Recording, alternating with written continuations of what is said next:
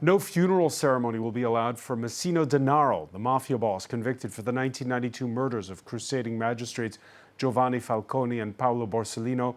The killer, known as Diabolique, died of cancer. He was 61. He'd been caught for when he went in for treatment under an alias.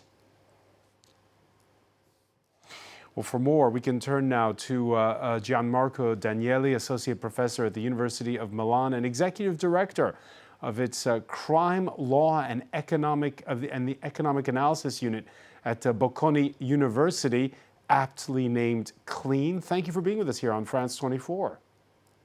Great. Hello.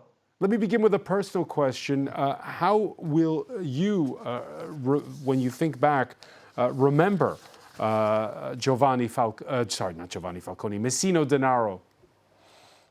Well, I'm 35 years old, so I'm pretty young, so I cannot remember. But, when I was a child, I grew up in an atmosphere in which on the media and in politics there was constant talk about mafia and the tremendous effect that mafia had on society, mafia violence and mafia murders. For instance, the murders of the two famous anti-mafia judges, Borsellino and Falcone, and the boss, Matteo Messina Denaro, that died today, was the last mafia boss related to this period of war between the Italian state and the Sicilian Mafia. Is there less talk about the mafia today? Certainly, there is less talk. And this is due to the fact that the crackdown at the beginning of the 90s was successful in the decline of the Sicilian Mafia. Of course, it didn't defeat the Mafia. But today there is much less talk about the Mafia because they don't kill anymore. They kill much less than they used to do 20 or 30 years ago. Just to make this clear, Italy nowadays is one of the countries in the world with the lowest homicide rates. So lower than France, but also lower than Scandinavian countries. And this has been a strategic choice. Messina Denaro taking to the grave the secrets he knew. He never told investigators. There's also another secret that I suppose your unit must be working on is the money. Where's the money? So what has changed in the last 20, 30 years is that the mafia became less violent. This was a very clever strategy to reduce media attention because we see that when the mafia doesn't kill, the media don't cover topics related to mafia, and in turn, politicians don't deal with this. So this was a strategic decision to reduce public attention towards the mafia. So Matteo Messina Denaro once said, if you are a tree, plant yourself in the forest. And this is the idea of being hidden, cover up, to maximize their profits, so to infiltrate the economy. And today we see a much larger infiltration or organized crime in the economy, in public procurement, and in local politics.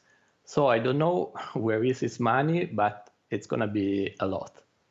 You mentioned the lower homicide rates, but won't there at some point be scores settling, like we saw in southern France after the COVID epidemic? There was a rash of score settling among rival gangs. So we haven't seen this happening in Italy. And another aspect that is very important is that Matteo Messina Denaro was part of the Sicilian Mafia. Nowadays, the most important Italian criminal organization is the 'Ndrangheta from Calabria, a region nearby Sicily. And their success is partly due to the fact that they use violence very strategically. So they are very careful in using violence. So it's not that they don't use violence, but they use it strategically. So in local politics nowadays in Italy, there is a lot of violence, but not murders. So they threaten politicians, they burn their cars, but those news, they stay at the local level. So this is not discussed at national level, so it doesn't become a big deal. Gianmarco, let me ask you about the media coverage of all this. As we said, there's not going to be a public funeral for Messina Denaro, but there's plenty of I guess you could call it lore. I don't know if it's a fascination, what the right adjective is to use, when a person of his stature, albeit infamous for many, dies. Your thoughts on the fact that, we're combing over the fact that in his lair he had a poster of Al Pacino, these sorts of details. Is there still that same fascination with mafia bosses? So I think in the areas traditionally and historically which mafias had a strong power, we still see an impact on the local population. And an admiration? I think from some people, yes, there still can be an admiration.